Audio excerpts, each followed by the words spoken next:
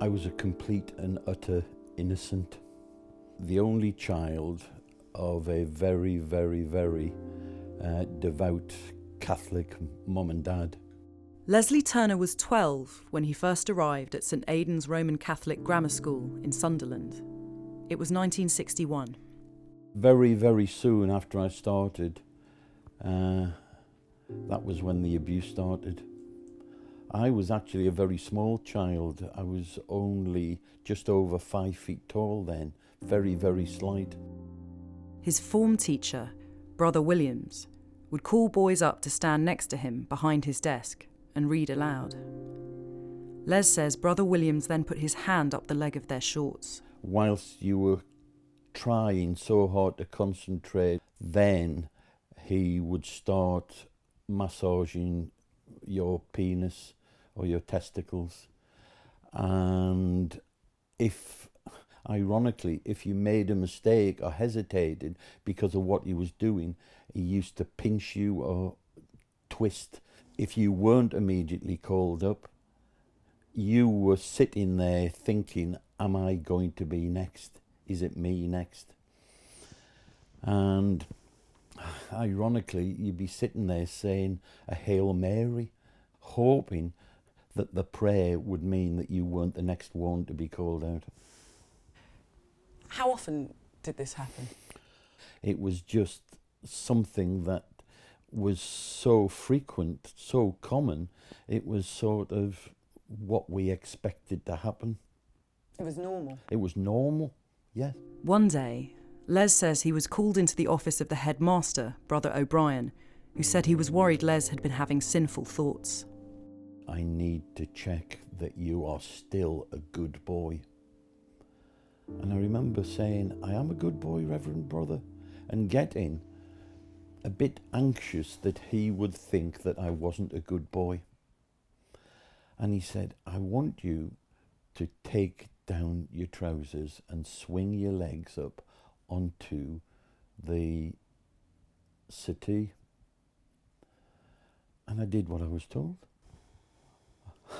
And he then said, I'm going to examine you to see if you've been doing sinful things. Les says the headmaster then rubbed his penis and told him if he had an erection, that meant he had been having sinful thoughts. And I was scared and I was upset.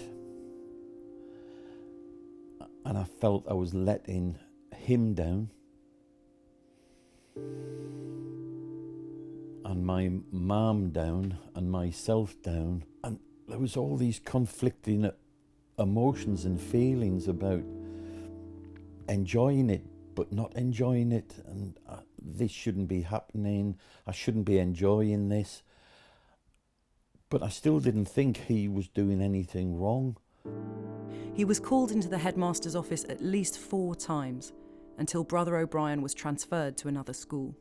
What happened after the abuse stopped was actually worse than when the abuse was taking place.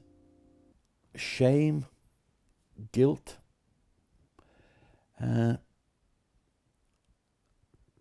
I tried to become invisible.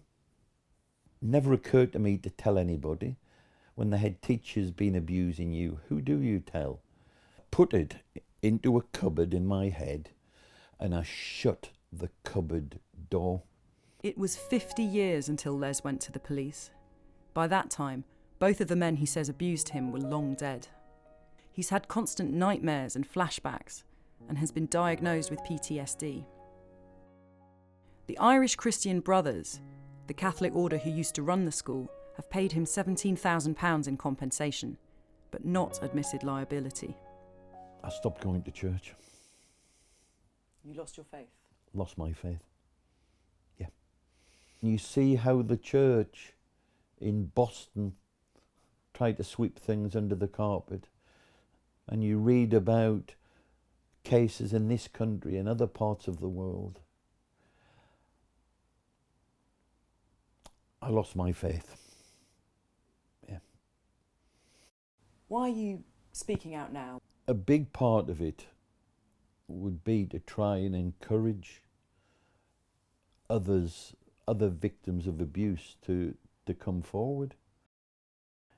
It had a profound effect on me subconsciously, because more than anything else, I wanted to be a teacher.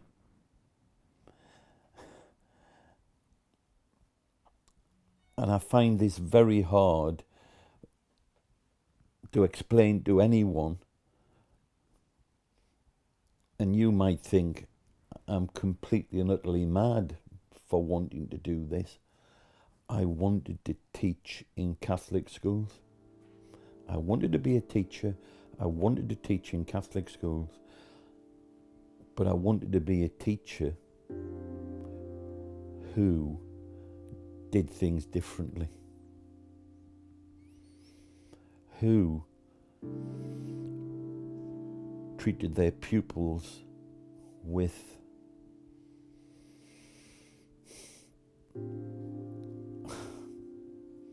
respect.